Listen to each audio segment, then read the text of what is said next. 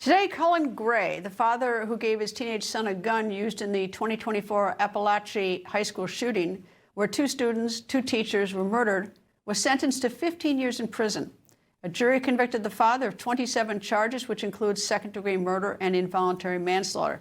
Here's what the judge said at sentencing. None of the crimes that you're convicted of require mandatory prison. On September 4, 2024, lives and families were forever altered. You are the but for you failing to get cult help, but for your failure to remove access to the guns. This doesn't happen. September 4th would have been a normal day. You didn't intend to commit these crimes that you've been convicted of. But the loss here is profound. Cullen Gray is the first parent of a school shooter to be convicted of murder. His sentencing comes 2 days after his son, 16-year-old Colt Gray, was sentenced to life in prison without the possibility of parole. His son had pleaded guilty to all 4 murders. Professor Emeritus at Harvard University, Alan Dershowitz, joins me. Good afternoon, sir. And what makes this case notable, besides the fact, the horrible tragedy of 4 lives are lost, is that it is a parent who has been convicted and sentenced because of the acts of his sons, the but-for. Your thoughts of holding parents accountable like this? Well, this is a trend that's increasing, and it clearly violates due process, civil liberties, and fair notice. If you want to hold parents responsible, pass a statute which sets out criteria. Intent is an important criteria. The judge here found no intent. The judge is just making it up, and the prosecutor's just making it up. We hate the fact that these innocent people died, and we know that the parents are morally responsible, but there's no basis in criminal law for holding them responsible for murder absent a statute.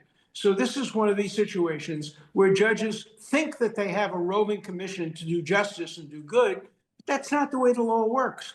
The law requires specific prohibitions, very clear, fair notice to the family. Nobody could have known that failure to take action would result in a murder conviction. You know, in general, omissions in America are not crimes. We don't have rules that say if you see somebody drowning, you must jump in the pool and save them. Other European countries do have that. We do have some omissions. Obviously, failure to pay taxes is a crime.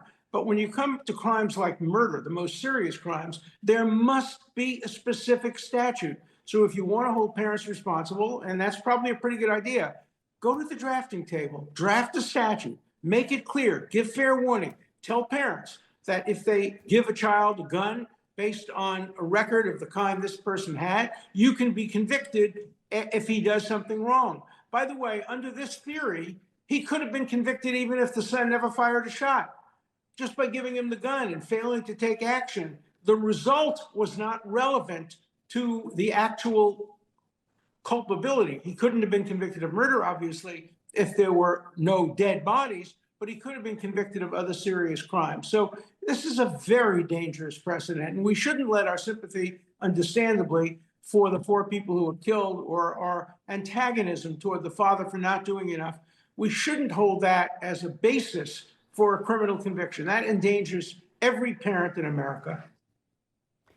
You know, sort of on another topic related to this, I always think when I hear sentencings, how do judges decide, 15 years, 10 years, 30 years, 25 years? I mean, I always think it's almost like there's no way to be certain what, if you do believe someone is legally responsible and convicted legally, I think, how do you decide?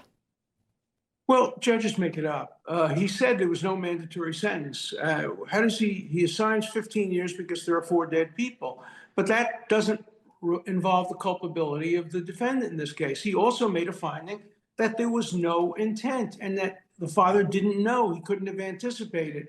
So it's a just made up sentence. It's like the Cadi sitting underneath the fig tree and dispensing justice in the old days. That's not the way the American system of justice works.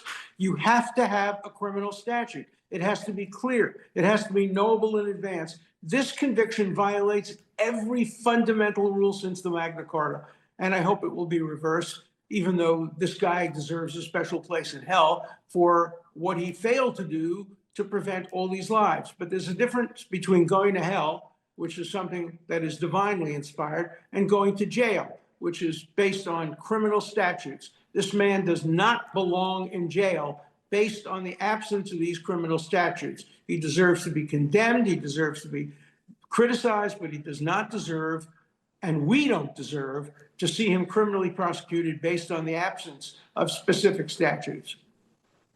Professor Alan Dershowitz, thank you, sir. Thank you. People think news just happens. It doesn't.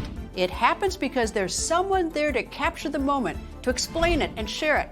That's my job. I go where news breaks and give you the facts. Join me for The Record on Newsmax.